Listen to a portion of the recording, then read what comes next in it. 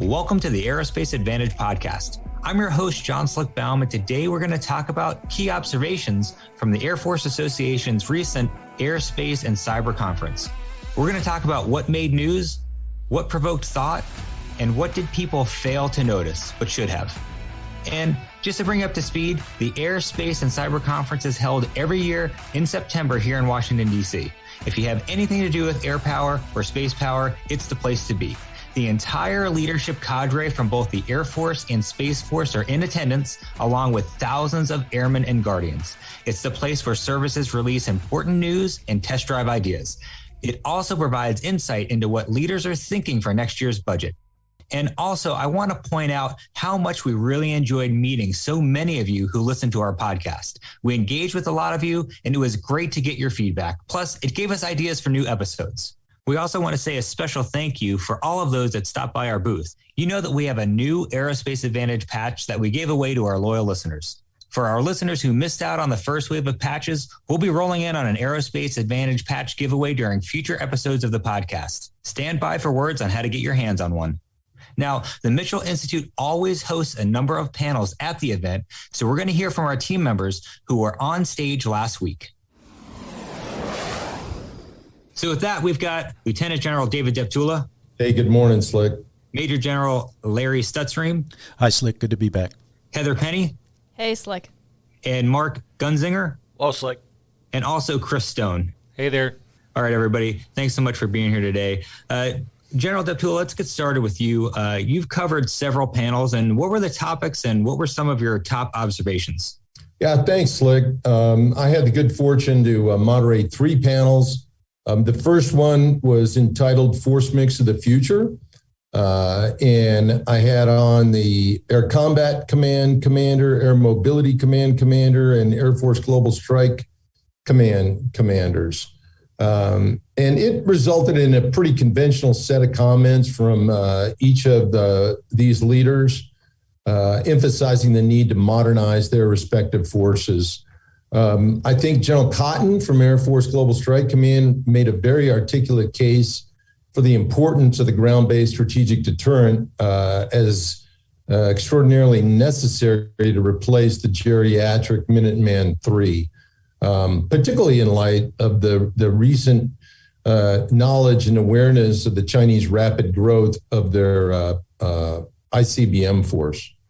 Now, the next panel I moderated was on defending the homeland. And I had the commander of U.S. Northern Command, General Van Herk, Admiral Chris Grady, commander of U.S. Fleet Forces Command, and Lieutenant General Steve Whiting, commander of Space Operations Command.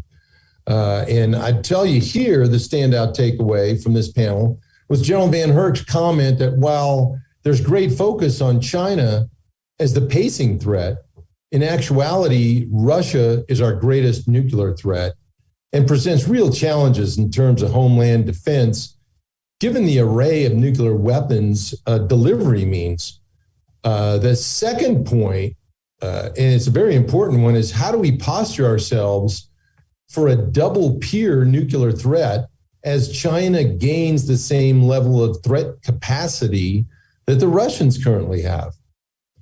Now, a corollary that was not addressed at the panel, but should be raised during the next nuclear posture review, is whether the current administration should have been so quick to agree to a 5-year extension of New START. But I'll leave that discussion for another day. And then the third panel I moderated was surprisingly the most well-attended, with 3 rows of folks standing in the back of the largest room at the convention. And the subject was the 2022 National Defense Strategy and Future Force Structure. We had Melissa Dalton, who's performing the duties of Assistant Secretary of Defense for Strategy, Plans, and Capabilities. Lieutenant General Gus Costella, the Air Force Deputy Chief of Staff for Operations, and our very own retired Colonel Mark Gunzinger, Director of Mitchell Institute's Future Concepts and Capability Assessments. On this panel, Gonzo started off with an excellent presentation of our current national defense strategy and why it needs to change. Then what was a standout was Lieutenant General Costella's commentary, where he delivered a powerful rationale for why the Air Force is in growing demand and therefore requires a greater share of DoD resources. It was a rare display of Department of the Air Force advocacy for air and space power in this era of joint political correctness, and very needed. So it was great to hear, and Costello made some great points. Overall, I think that there was a lot of energy at this Aerospace and Cyber Conference. The second half remarks about his 3 priorities of China, China, China were well done and made the point, and very welcome were his sincere remarks on why he believed that air and space power were going to be the key forces in any future conflict. Furthermore, he stated, quote, "Our one team cannot win its one fight to deter China or Russia without the resources we need and a willingness to balance risk today. We are out of time." The chief gave a very powerful speech on not believing in the impossible and encouraging Air Force personnel to take the initiative and not wait for direction. I just wish he would have made as strong a case for the need for the Air Force to receive a greater share of the DoD budget, since it actually has suffered the greatest cuts among all the services over the past 30 years. Yet its Air Force capabilities are in greatest demand. He did say, "We cannot wait for a catastrophic crisis, whether it be sudden or insidious, to drive change for the Air Force as well as the Joint Force. If we do, it'll be too late." But the question left unanswered is, what change is he calling for? So great conference overall, and thanks for the opportunity to provide those insights. Yeah, Mark Unzinger here. That was a great summary, General Deptula. I'll add one point. I heard something this ASC that I have not heard previously from Air Force leaders. Almost to a person, they talked about the need for penetrating long-range strike, 5th and 6th gen penetrating fighters, 5th gen munitions to accompany those platforms. It was very clear they believed to win a future fight with China, we need those next generation systems. All right, I appreciate that. Thanks, sir. Stutz and Gonzo, what about you? I understand you two were both on a panel together discussing our cost per effect concept. Yeah, let's set some context on that, on this title, The Need for DoD Cost Effectiveness Analysis. We know this, we all know this, there's a growing strategy to resource mismatch. You know, that is, there's a gap in the difficult mission demands ahead, and then having the capabilities and capacity to meet those demands. And there's a very dangerous world around us, a very cloudy budget environment. So how do you get the most bang for the buck? And we're talking about combat bang. And how do you compare competing solutions from a combat effectiveness perspective? So I tell you, Gonzo, you presented an incredibly effective briefing on this topic, and I think we need a little primer on it. Can you give us a 1 minute on cost effectiveness analysis? Yeah, absolutely. It compares the costs and the effects that can be created by different capabilities with the intent to maximize the value of desired outcomes in the battle space. It really doesn't require a business degree to understand cost effectiveness analysis, because the average American does it every day as a comparison shop for a new car or other item they require. So why isn't it a standard practice for determining how DoD should modernize? Now, problems arise when the Defense Department makes modernization program decisions that are based on budget-driven factors, such as a new aircraft procurement and flying hour costs instead of their combat effectiveness. And the F-15EX, which we covered in the panel, is one such example. Stutz, as you recall, OSDK briefed us on analysis they completed in 2019 that led to DepSecDef's decision to direct the Air Force to buy those new old 4th gen F-15EXs. Mm-hmm. And you also recall that CAPE's analysis compared flying hour costs, unit costs, and other budget numbers associated with the F-35A with the F-15EX. So when we asked if they had considered operational considerations such as the comparative effectiveness of 4th and 5th gen fighters in a fight with China and higher 4th gen fighter attrition rates, we were actually stunned when the answer was no. Warfighting effectiveness was not part of their analysis, right. And that is analytical malpractice in anyone's book. Well said. So let me just summarize 3 highlights, and then we'll throw it around the table here. One major theme that came out of the panel was the need for a better way of explaining combat effectiveness to the Hill. Otis Winkler, who's a professional staff member of the Senate Armed Services Committee, he explained he looked through several past national defense authorization acts, and he found no less than, I think it was 100 cost terms, like cost per effect, sustainment cost, and so forth. And he explained it's like Congress is searching for a way to understand warfighting worth, especially when comparing other systems. And Wayne Schatz reinforced this from his perspective as the Air Force A9. He owns the analysis enterprise for the Air Force. He saw a need to advance cost per effect analysis and the need for better modeling and training, but he was especially zoned in on the value of cost per effect analysis to better explain to Congress what the Air Force needs.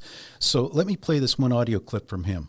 And I'm convinced that if we can't tell our story right with the solid analysis showing that, hey, here's the maximum warfighting effect we're going to get for the things that we want to buy, and that, guess what, we're actually making good stewardship of our nation's resources, we're not going to be able to convince the people across the river to fund those things for us. So that's the why here. That's why this is critically important. Yeah, that was powerful, Gonzo. It was. Yeah, lastly, there was a focus on the use of cost-effectiveness analysis across the defense enterprise to make cross-service. And Gonzo, you talked about cross-domain and cross-service choices. And Gonzo was masterful on this one, and I'm not going to let him say it right now. We're going to play an audio clip because it's perfect. Go ahead. The problem I had was talking to my leadership about where the best value for the dollar would go, because we got competing programs coming from all the services saying, oh, we can do this and we can do that. Okay, so we can't do it all. We have to make decisions on how to allocate resources. Where is the data? Where are the studies that can do that? Well, the fact of the matter is, many of those cross-service, cross-domain even analyses were never done. That is something I believe the Joint Staff absolutely should do. Because if our senior military leadership can't get together and do those kinds of cross-service analyses that can figure out how can we maximize the combat power of DoD as a whole, of the Joint Force as a whole, not stovepipe by stovepipe, service by service, who's going to do it? The Deputy Secretary of Defense and Secretary of Defense? Really? Do you want the senior civilians department to make those decisions for our senior military? I don't think so. So it belongs in the Joint Staff or another joint organization to do those kinds of analyses. There's just not enough of them today. That was quite a drop the mic statement, Gonzo. So I'll throw it around the table. Thoughts? So about several years ago, maybe 8 to 10 years ago, when I was doing strategy division stuff in PACAF, one of the discussions we had was an article that came out about this topic in Air and Space Power Journal about cost effectiveness per effect and how it should be part of strategy making in theaters, not even just at the level that you guys were talking about. So I think it's interesting that it wasn't done there. It's not done at the theater either. When it comes to actually using all these equipment and munitions and things that you're talking about buying, it also isn't happening at the lower level, at the theater level either, for execution. Yeah, I think we had a discussion at the panel as well that talked about this. This isn't just a DoD issue. It's an issue for the GAO, for the Congressional Research Service, and other organizations that assess DoD's programs and future investments, because they also base those analyses primarily on how much things cost instead of how much will they be able to provide to a warfighter in the future. Exactly, Gonzo. I mean, I think that the panel that you were on really hits the nail on the head, because the focus is too much on cost effectiveness and not enough on mission effectiveness. And the fact that CAPE, in doing their program evaluations, has been in many ways willfully neglecting the mission effectiveness piece is gross negligence in my mind when it comes to their responsibilities to the warfighter. Hey, that's well said, Heather. It's hard to add anything after that, but wonderful summary of the challenge that we have. And the fact that, some of these organizations in OSD are hindering rather than helping the way ahead, particularly in an era where we're going to have increasingly constrained resources available for defense. I'd like to just add one more thing on the mission effectiveness for the cost per effect. What it would also require is that we have much more rigor and honesty when it comes to our wargaming.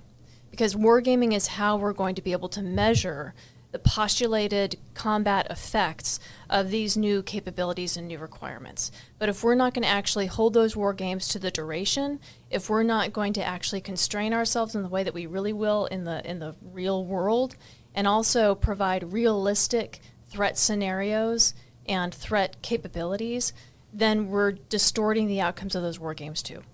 Yeah, well, let me jump in there too. As you're talking about realism in wargaming, that harkens me back to over 20 years ago, when war games were used as some of the means to determine outcomes of the quadrennial defense review.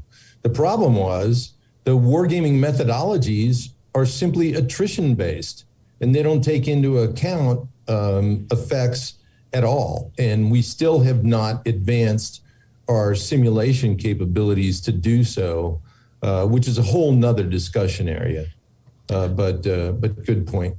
And especially, General Deptula, as we look at concepts like JADC2, ABMS, Wayne Schatz brought this up, that we don't model those sorts of sophisticated future warfighting concepts of operation. That's a problem. Right, because it doesn't, what you do in a cyber domain or command and control domain or anywhere in the context of electromagnetic operations domain, it doesn't show up as a bunch of little green guys on the opposite side of some terrain as either being decreased or not. So that's one of the issues we have. We have to modernize our simulation tools and incorporate more than just attrition-based modeling. Well said.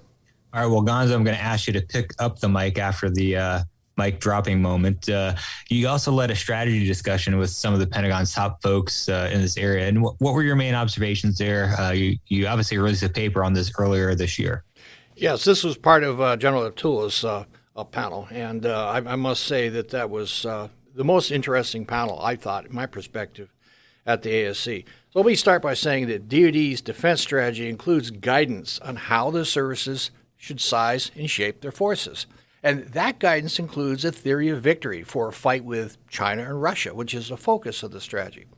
Now, one problem with the 2018 defense strategy is it assumed China will not fight a longer war with the intent to exhaust our military's greatly diminished capacity, even if we defeat the PLA's initial assault, say, on Taiwan or in the South China Sea.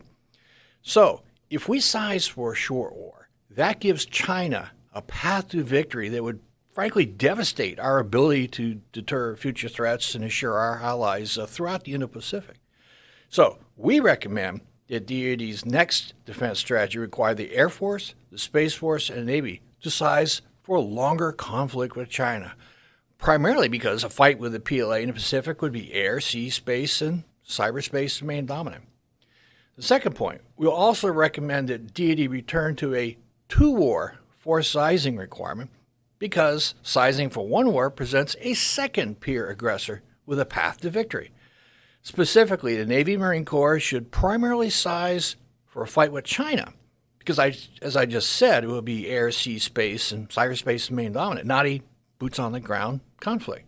The Army, on the other hand, should primarily size for a European fight since defeating a Russian invasion of the Baltics or elsewhere along NATO's eastern frontier would be land, air, space, and cyberspace domain dominant. But as you can probably tell from what I just said, the Air Force should size for both theaters, since only Air Force air power can respond in hours to strike invading forces and take the offensive to the enemy, again, within hours of a start of the fight.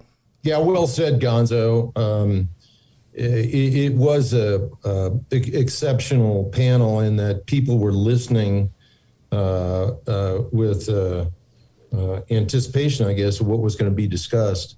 Again, you did a great job in laying out what needs to be done. Now we'll see if the Department of Defense does it.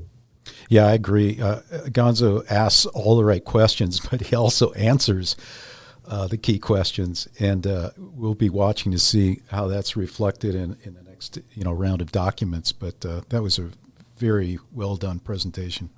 Well, and I'd just also like to add that I think that the notion of a prolonged conflict is absolutely crucial. I mean, today we are so thin because we've been focusing on efficiencies for the past 30 years that we don't have any kind of strategic reserve, whether or not that's a strategic reserve of weapons or a strategic reserve of people or a strategic reserve of platforms. We just do not have the strategic depth to be able to not simply blunt a first action with China, but be able to attain victory over the long term. So the notion of time, I think, is absolutely crucial.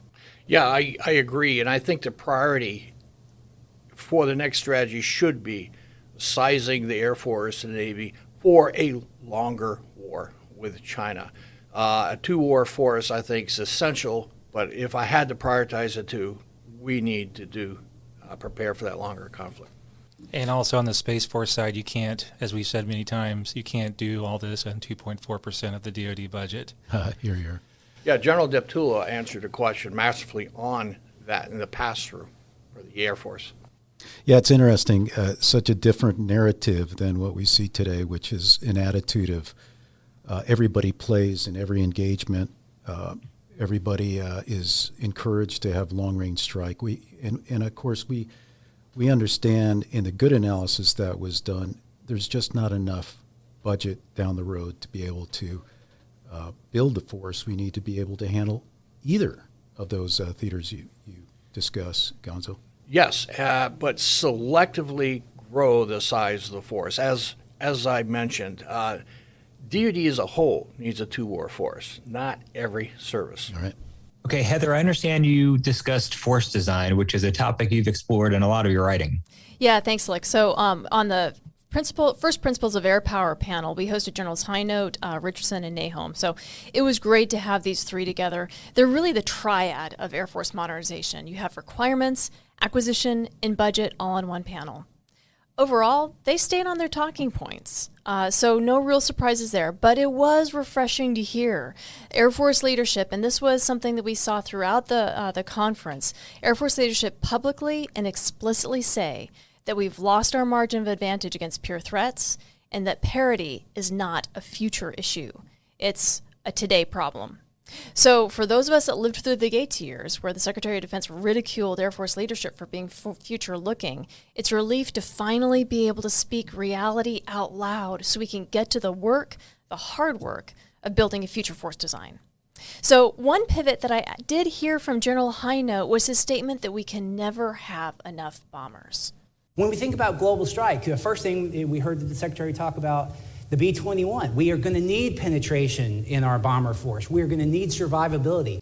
Yeah, so we will need to have penetrating bombers, like Gonzo had pointed out on his previous panel, penetrating bombers, and that we will need to have lots of them. Now, of course, as the money guy, we heard General Nahom say, as a budgeteer, I can tell you there are enough bombers because he's looking at it from a budget standpoint. But it's refreshing, again, to hear Air Force leadership state their requirements, not just simply what their budget numbers actually are.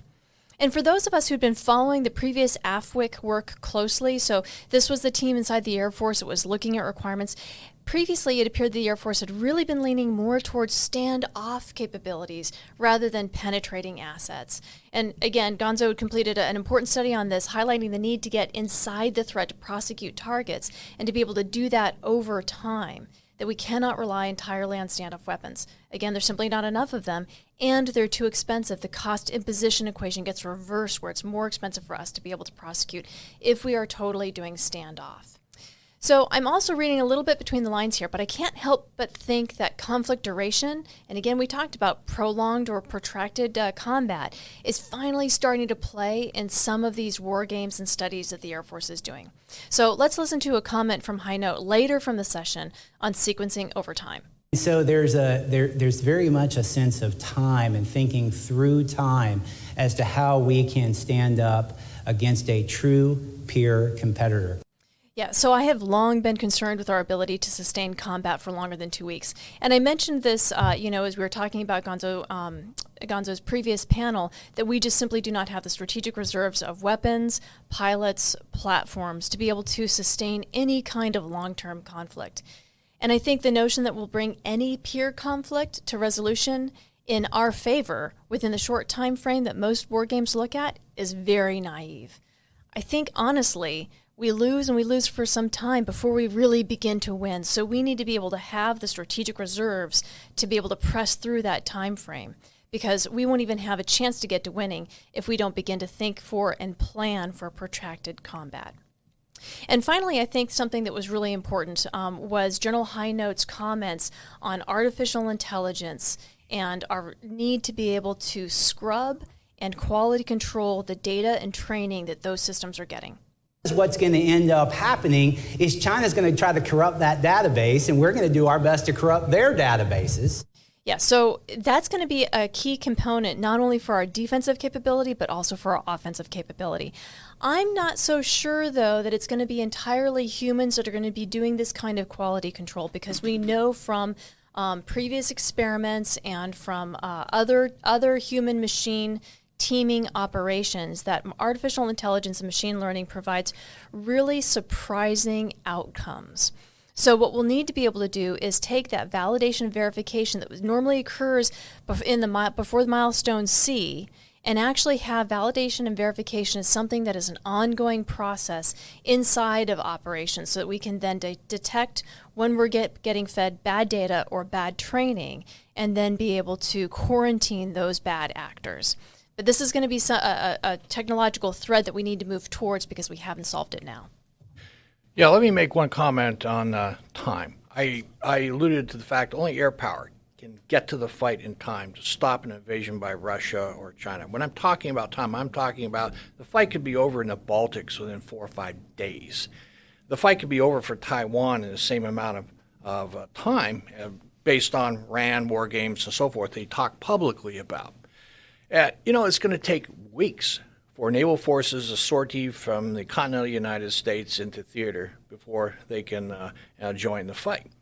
Army forces, if they're in Akonos, it's going to take weeks to months before they can get to the fight. But only air power, including long-range bombers, can respond within hours and start laying down those high-intensity strikes on invading force the same day a conflict happens. But it's not just denying those forces. They can also go deep into China and start attacking those missile fields, those bomber bases, and inflicting pain and punishment on China to convince them that they need to stop and stop now. Only air power can do that. That's right, Gonzo. And if we don't have those kinds of penetrating bombers, if we don't have that in the capacity needed, we're not even going to be able to set the conditions for a later on victory. Right. Now, Chris, you're a resident space power expert, and you hosted some of the top Space Force leaders in your session. And what do they have to say? Yes, thank you. I was privileged to lead that panel on Tuesday afternoon. And on that panel, we had Lieutenant General Whiting, the commander of Space Operations Command. We had the commander of Space Systems Command, Lieutenant General Gutlein, Mr. Roberts from Space Rapid Capabilities Office, and a late ad of Brigadier General Whitney from SAF SQ, which is the Acquisition Integration Assistant Secretary Office. The title of it was Space Acquisition to Lethality, and so running into that, a lot of people seemed, from the questions from the audience, were expecting to talk more about obviously acquisition, but also the lethality part. And obviously, since 3 out of the 4 folks on the panel were acquisitions professionals, obviously it was pretty heavy on the acquisition side. But one interesting thing that I'll mention, and then I'll get to the second and third, is when it was General Whiting's turn to speak, he mentioned that unlike back in the day when Air Force Space Command was still around, that force design and requirements are no longer done by them. They're done by the SWAC, or the Space Warfighting Analysis Center. And also, Space Systems Command is not just meant to do acquisitions, but it's meant to focus on the threat, as General Gutlein said. So there's a difference there on that. A lot of the speeches or comments rather from each of them were primarily about how they're getting after the acquisition situation. And pretty much most of them all agreed that having authorities move down the chain of command from the high side to the lowest levels, whether it's a program executive officer or a program manager way down below, they want that to move quicker. In order to do that, you have to push the authorities down. One interesting other thing that I noticed was a quote from General Gutlein regarding a phrase that he used. The last thing that SSC and the Space Force are bringing is a unity of effort. We are attacking unity of effort across all fronts. There are now 2 forums that have stood up at the 4-star level. One is the Joint Space Warfighting Forum. That's between Dr. Scalise and U.S. Space Command General Dickinson. They collaborate on all the warfighter requirements, and we have a seat at that table. On the material side, the organized training and equip side, we stood up the Space Executive Committee that's chaired by Dr. Scalise and by General Raymond. And underneath that is that Program Integration Council that you keep hearing about. The Program Integration Council is huge because it brings to the table Space RCO, SDA, DAF RCO, MDA, NRO, and SSC all at once to have a conversation about how to get after the threat from a material side, but it also gives General Whiting and General Shaw a seat at the table to give us their warfighter requirements. So this is why I bring up that quote, is one of the main reasons for the creation of the Space Force was consolidation of acquisition organizations. Congress has been saying this for years with reports and studies and things, that there's too many organizations. And there's one other quote that somebody mentioned to me in a sidebar conversation during the conference, is that there are actually more organizations now than there was before Space Force was created, engaged in acquisition. And as a result of that, you're hearing a lot of that as becoming a talking point among senior Space Force leaders, whether it's the vice chief or the chief of space operations saying, yeah, we're really not getting after the consolidation thing. We want a unity of effort. So we're kind of getting back to that old days of the Defense Space Council, where all the different people with different equities regarding programs and policies and things of that sort are getting together to discuss a way ahead. And even though, as they said, they're rowing in the same direction for the first time ever, I'm not sure Congress is going to be totally excited about that because of the push. And even with SDA moving into the Space Force, you still have Space RCO, SSC, and all these other organizations that are popping up and all that. Finally, is there any comments on that? I was there, Chris, and you did a great job, by the way, on that panel. It was a great discussion. I was somewhat disbelieving of the discussion on unity of effort because unity of effort does nothing unless you have unity of command.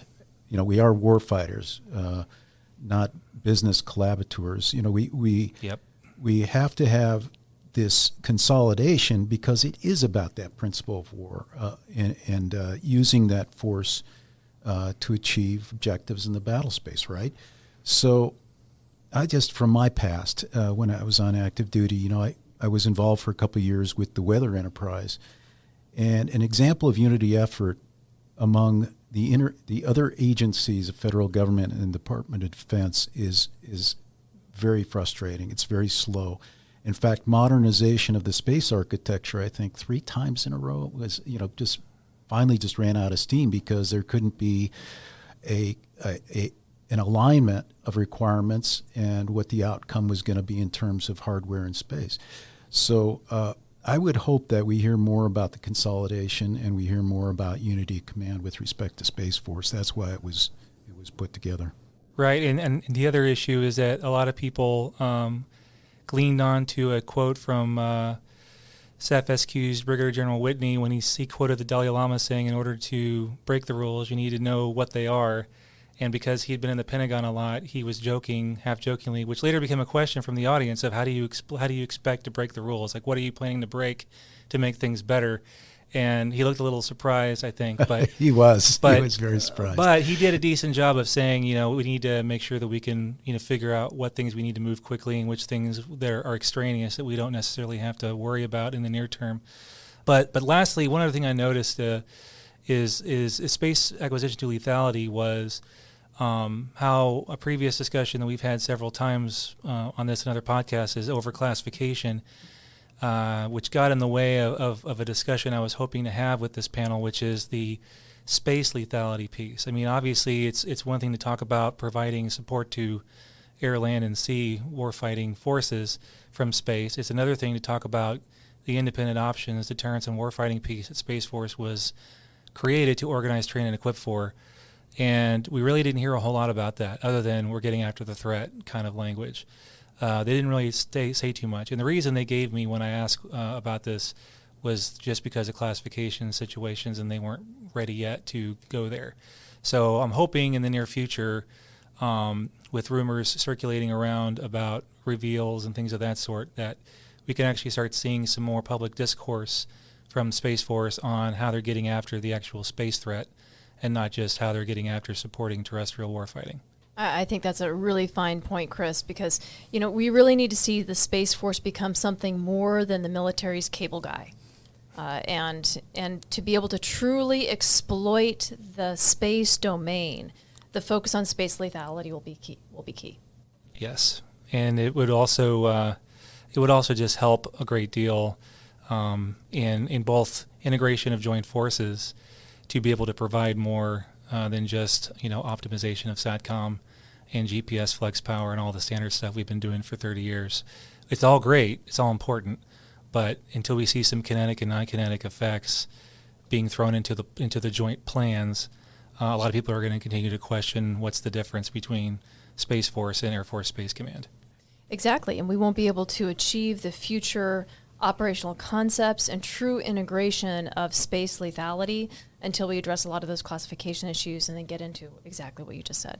Okay, let me wrap up this commentary by reminding everybody that the highlight of the entire conference was the Mitchell Institute receiving the prestigious Air Force Association Chairman's Aerospace Education Achievement Award. And this award is for long-term commitment to aerospace education that makes a significant impact across the nation and, in fact, around the world. So I had the privilege of accepting the award on behalf of the entire Mitchell Institute team, and it was a great tribute to the hard work and dedication that's gone into building the Mitchell Institute over the past 7 years. And to our audience, continue to support us, and we'll see if we can't continue to take home that award.